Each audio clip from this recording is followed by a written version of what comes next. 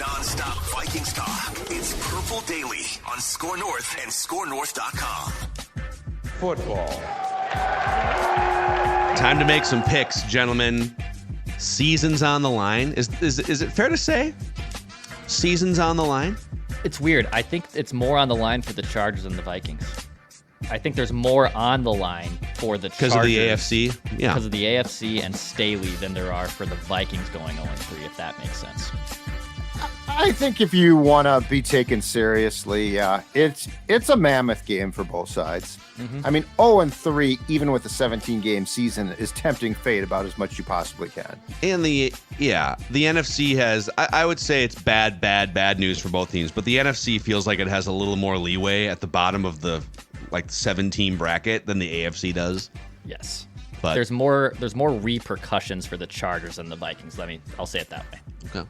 But we'll get into all of it here. Make our official picks. It's the Purple Picks episode of Purple Daily Vikings Entertainment, where we just want the Vikings to win a Super Bowl before we die. And an 0-3 start would not be a great way to walk down the path of being a Super Bowl champion. A couple shout outs here, starting with TCL, which has award-winning TVs for any budget and any space, all with stunning picture quality. TCL makes more than just TVs. They offer mobile products, audio devices, and home appliances. TCL brings you joy and simplicity through innovative technology. You can learn more at TCL.com. And a week from Sunday, so we're going to do Vikings Vent Line the virtual way like we do every week for the postgame of this Chargers-Vikings game. But for Vikings versus Panthers, we are going to have all of you come watch with us at Park Tavern in St. Louis Park, Sunday, October 1st, Judd. It's going to be a fantastic time, and this will be, of course, our first Purple Daily watch party, followed by a vent line. We're going to be in the 11th frame at Park Tavern in SLP. But what's nice about that, too, you guys, is that there is an outdoor patio with a ton of TVs attached to that. So plenty of room. Come one, come all. Same place that we did the draft party. It was packed. It was so much fun. We're looking forward to a full house again. Great food, great craft beers, great drinks, specials, things like that. Park Tavern is your headquarters for football, but it is especially going to be on Sunday, October 1st, your headquarters for the Panthers against the Vikings. And we're going to get there. Doors open at 8. We're going to get there around 11 or so. But, let's talk football. Let's have some fun. Let's cheers some beers. And then hopefully post-game, we're talking about a win by the Purple. Yes, looking forward to meeting as many of you guys as possible a week from Sunday at Park Tavern. All right, we'll start with some questions about this game. We'll make our picks toward the end of the episode here. So Vikings-Chargers, what are you most confident about in this game as it pertains to the Vikings? Okay, I'm going to go with a very, very simple sort of stupid thing here, but it's become incredibly important. I'm most confident the Vikings are not going to turn the ball over more than once. I'm most confident that the Vikings are going to, after, and O'Connell talked about this a couple of days ago during his press conference, saying we have gone on the internet to basically buy just about every football disturbing thing that we can, because our practices are full of hand grenades, bombs, something. I'm not quite sure. Landmines in the practice field? I'm not quite sure, but I am quite sure of this. This team is not. They aren't that bad when it comes to ball security. So I think that this team they might have a turnover. I'm not saying that they won't, but I think the multiple turnover trend of the first 2 weeks, I'm most confident that will be a thing of the past on Sunday. Well, you got on me for saying that after the first game. You're like, no, they're all unprepared. They're incompetent. They were incompetent. They were unprepared. It was terrible, and you can't get those back. But my point is, now that we are practicing with, I don't know, big gadget go-go arms or something, punching footballs all the time, like clowns come out and go something like that. I'm not quite sure. When O'Connell, I will say this, when O'Connell talked about that, the mental images that went through my mind of possible things that they were buying online, it was a wide array of things. There's an SNL skit in here somewhere where 100%. all of the running backs and receivers have to carry a football around the practice facility, and like a clown jumps out around the corner. Yes. You're holding a lunch tray and a football. Ah! You know, What else can we buy? What else can we get online? So I do think that they are going to clean that up on Sunday. Okay, Dex, what are you most confident in? Of Kirk Cousins passing down the field against the Chargers. So the Chargers have the worst, at least through 2 games, the worst pass defense in the NFL right now. They have given up 666 passing yards already. They've given up 4 touchdowns. They've gotten in some shootouts early on. I am confident that Kirk Cousins gets the big plays going here. Jordan Addison has already supplied that a little bit in the first 2 games. Obviously, Justin Jefferson's off to a historical start. I think this Vikings offense, specifically the passing game, is going to march down the field no problem against the Chargers. Yep, the Vikings passing game is pretty on point through the first couple games. So I also am confident in that. You know, I think my answer to this one, what am I most confident in? It's just the Chargers' general Chargers-ness. They just, whether it's Brandon Staley or if there's something about Justin Herbert, I love Justin Herbert, but there's something about this franchise, especially since moving to Los Angeles, that they just can't get out of their own way. You know, they stumble around. They're on the verge of firing a coach. They blow a 20-point lead in the playoffs last year. They kind of remind me of some of those Mike Tice Vikings teams where there's definitely something there. They can score points. Their defense is a sieve. They go through stretches where they look like one of the best teams in the NFL, but at the end of the day, they just trip all over themselves. So the more I think about this, I think the Chargers being the Chargers is a point for the Vikings here. Now, they could say on the other side, oh, the Vikings historically are the Vikings, but what scares you the most if you're the Vikings going into this game? Justin Herbert. The Vikings defense, I mean, they got in the run game against Philadelphia, they got completely exposed. And I'm guessing that they have spent the days since then working on shoring up the run game. Austin Eckler did not play last Sunday. He has not practiced yet this week. And so I'm guessing that he is not going to play again. But in trying to shore up your run defense, that might take away a little bit from your pass. And that's a fine line to walk. And for all that the Chargers Justin Herbert is damn good. And so that scares me against you've lost to Baker Mayfield, and Jalen Hurts is a threat, but he's not the passing threat that Herbert is. So that's what scares me the most. Justin I love Herbert. that we've turned the Chargers into like a verb.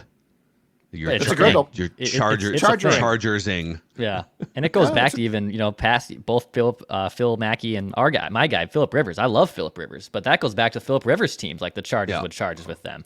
It's before absurd. that. I think what scares me they were Dan Foutsing. They were Doug Flutie, Billy Joe Hobart. Who are some of the '80s quarterbacks, '90s? Who was the quarterback that Stan Humphries? Wasn't he the Stan quarterback? Humphries was the Super Bowl QB when they got just absolute drawers blown off by San Francisco. Was that 94? Yep. God, that was a bad game. Ugh. I think what scares me the most is just the 2 wide receiving threats. So I'm going to take a little bit of what Judd said, but Keenan Allen, even though he's 31, is still really damn good. Gets separation, gets a ton of catches. Mike Williams too. I'm worried about these wide receivers probably going up and down the field against mostly inexperienced Vikings cornerbacks, who I think I will give them credit for. I think they've held their own to a degree through these first 2 games, but you got Justin Herbert, you're facing a tough quarterback, you got 2 good wide receivers, so a little scary of those 2 wide receivers going off against the Vikings defense. And by the way, Austin Eckler has not practiced the first 2 days this week, so he might. And he didn't practice, and he didn't play last week. Yep. So he's, I would say, unlikely to play as they're one of the best running backs in the NFL. What scares me the most in this game? The call is coming from inside the house for me. It's more internal things that scare me. I'm just going to stick with until Dalton Reisner plays and actually elevates the offensive line. I just think the offensive line's complete inability to run block. There's been some leak in the pass protection, but that's largely been better than a year before. You can't keep playing these games and rushing for 30, 34 yards a game and 2.5 yards a carry. At some point, whether it's to protect a lead or whether it's just to, wear a team down over 3 hours, you can't just throw the ball, 40, 45 times, run the ball 9 times. They've only run the ball 26 times this season. Yeah, you're right. They have 2 rushing first downs. 2 rushing first downs in 2 games. That's almost impossible. So just the Vikings' own inability, despite all of the emphasis throughout the offseason. Now we're going to run the ball, more emphasis, heavier personnel, and it's been a fart noise so far. Okay, what are the Sharps saying about this football game via Action Network? So the Vikings are 1-point favorites consensus across the sports books. The bets and the money are very evenly split on this game. So the line is very split because it's basically a coin toss.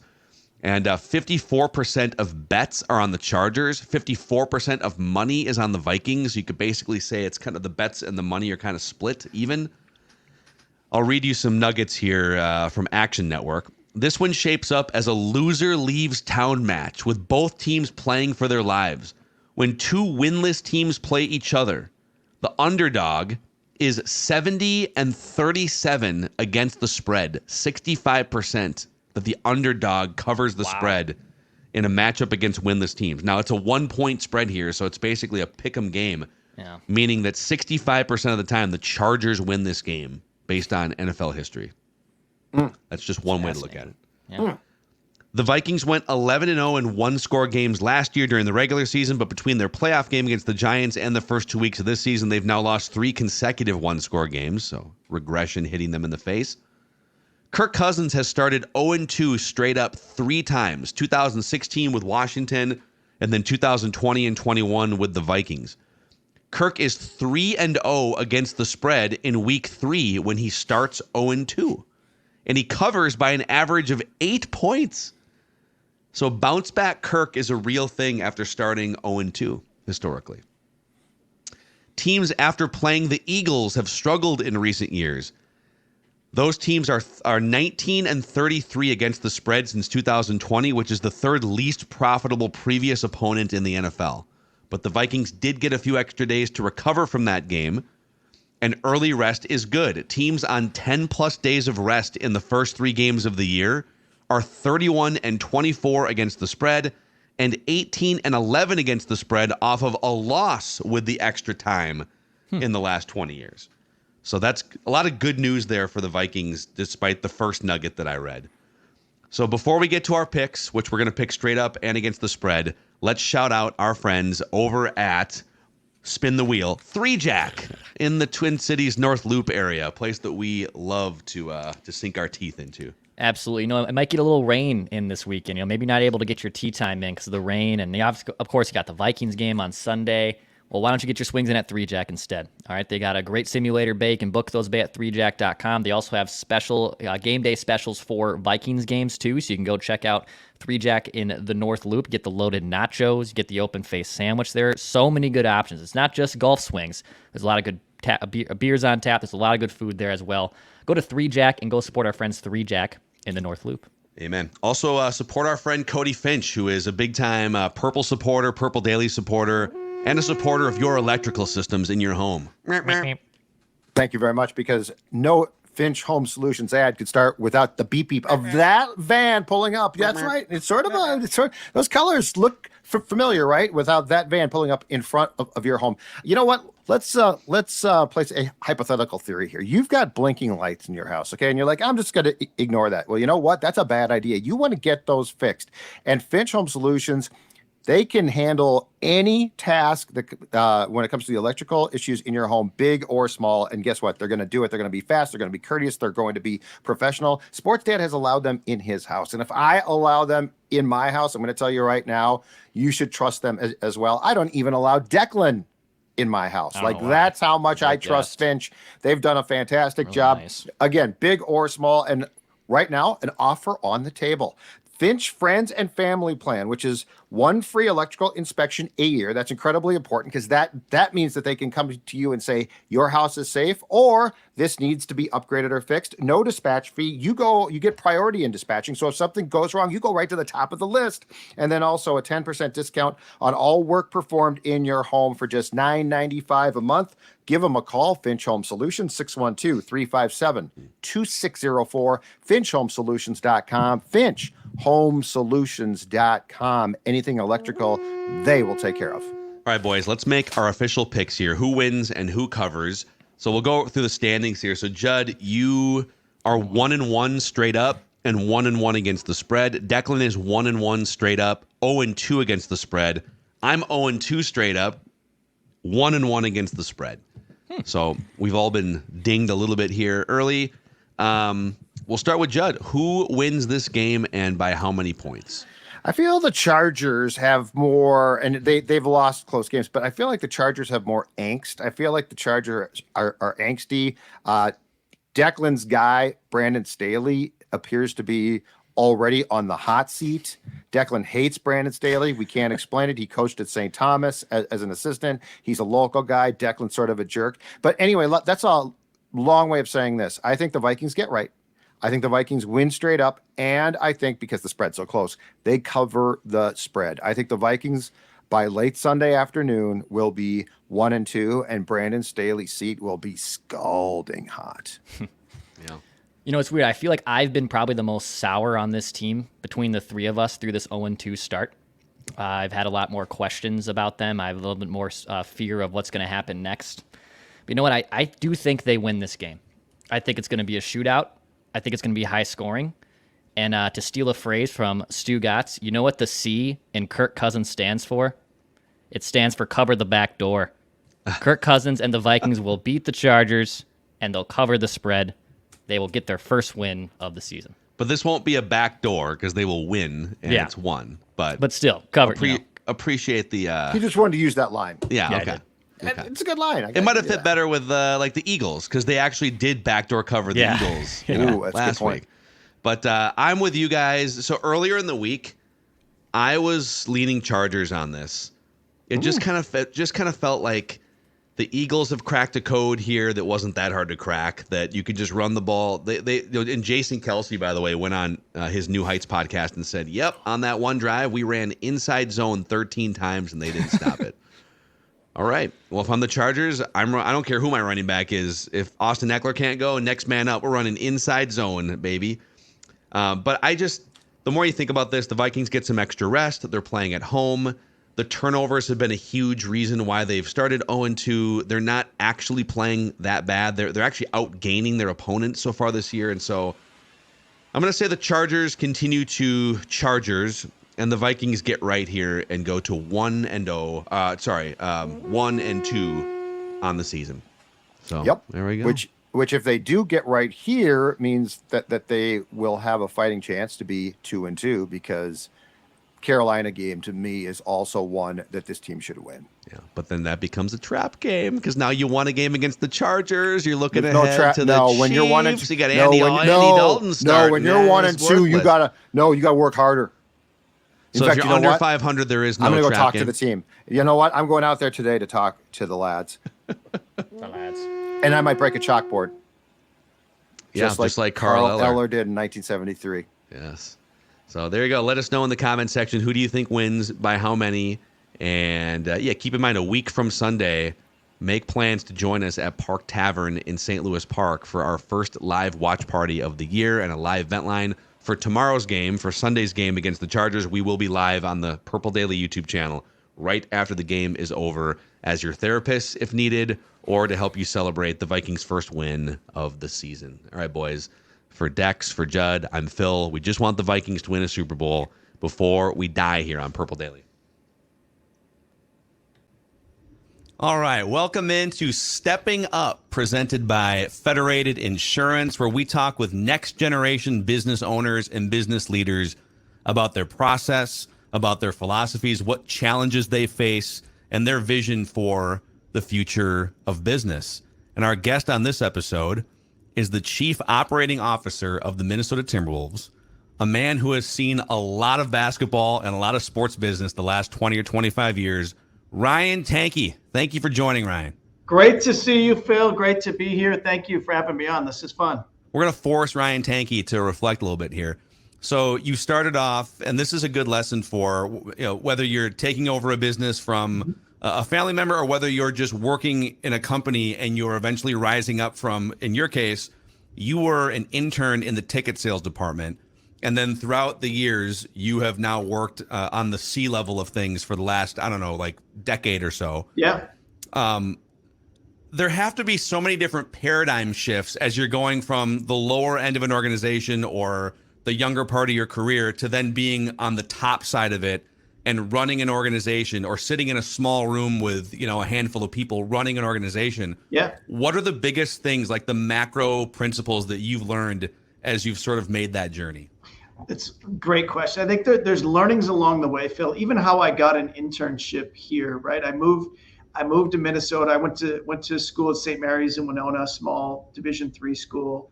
I moved to Minneapolis after, and I just decided I was going to try to network into the sports industry, right? So I sent out a resume to every professional baseball, football, basketball, hockey team in the country, literally.